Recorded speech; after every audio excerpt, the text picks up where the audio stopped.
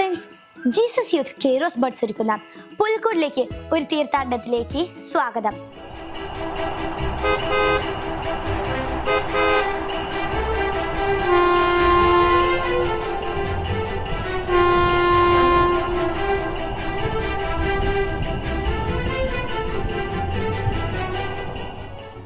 നമ്മൾ 23-ാം ദിവസത്തിലേക്ക് എത്തി അല്ലേ? എങ്കിൽ നമുക്ക് മനോജനെ കേൾക്കാം.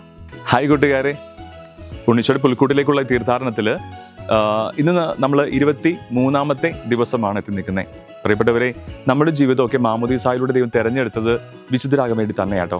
വിശുദ്ധരുടെ ജീവിതത്തിലൊക്കെ ഒത്തിരി ഉണ്ണീശോ ഇടപെടാറുണ്ട്.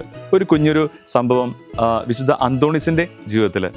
ഒരിക്കൽ അന്തോണീസ് പ്രാർത്ഥിച്ചുകൊണ്ടിരിക്കുമ്പോൾ ഉണ്ണീശോ പ്രത്യക്ഷപ്പെടുന്നുണ്ട്. അവർ കുറേ സംസാരിച്ച് വർത്താനം പറഞ്ഞിരിക്കുക. അപ്പോഴാണ് അന്തോണീസിന്റെ സുപ്പീരിയർ വിളിക്കുന്നുണ്ട്. അപ്പോൾ ഉണ്ണീശോട് പറയും, ഈശോ നീ ഇവിടെ നിൽക്ക്, ഞാൻ പോയിട്ട് ഇപ്പോൾ വരാം. അതിനുശേഷം അന്തോണീസ് പുണ്യാളം പോകുന്നു. അവിടെ സുപ്പീരിയർസ് എന്തോ ജോലി ഏൽപ്പിക്കുന്നു. അതൊക്കെ കഴിഞ്ഞ് ഒത്തിരി വൈകി തിരിച്ചു വരുമ്പോൾ, ചാപ്പൽ വരുമ്പോൾ ഉണ്ണീശോ അതേ സ്ഥലത്ത് തന്നെ നിൽക്കുക. അപ്പോൾ ചോദിച്ചു, ഈശോയെ നീ പോയില്ലേ? അപ്പോൾ ഉണ്ണീശോ പറയും, അതെങ്ങനെയാ?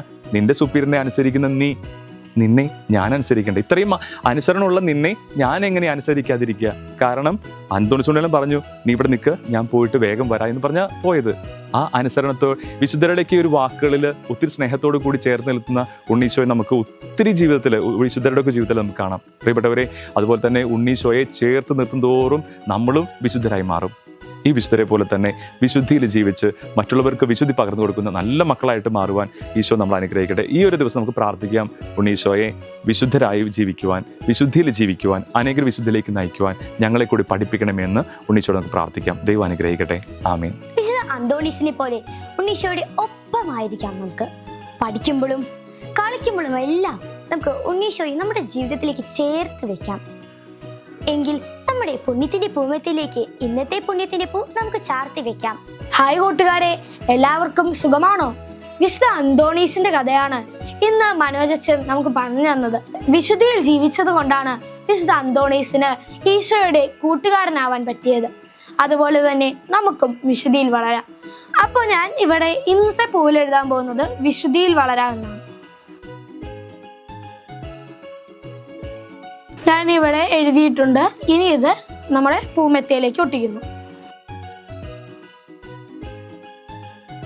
അങ്ങനെ ഉണ്ണീശോയുടെ പൂമെത്തയിലെ 23-ാമത്തെ പൂവും റെഡിയായി കഴിഞ്ഞു.